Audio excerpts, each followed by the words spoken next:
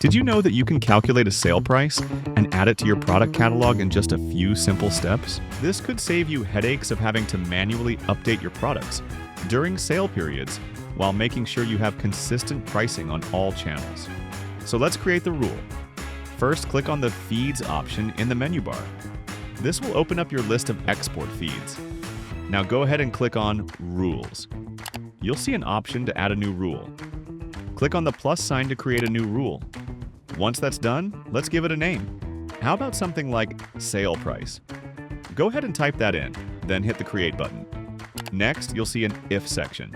This is where we define when the rule applies. For now, let's keep it simple and leave it set to All so the rule will apply to all of your items. Easy, right? If you want something a bit more specific, leave a comment and we will gladly help you out. Now let's focus on the Then section, where we'll define what happens next. Select Sale Price from the options. Then click on the drop-down and select Calculate. Now select the next field below that and select Price. Here's the fun part. If you want to give a 20% discount, you just need to multiply the price by 0.8. This will automatically reduce all of your prices by 20%. All your items will now have the sale price applied automatically.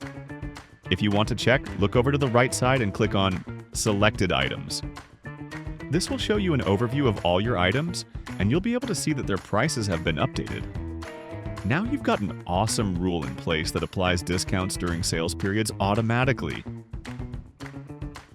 Follow us for more content, so you can learn more tips and tricks or gain insights about e-commerce. Or go to Channable.com to learn more.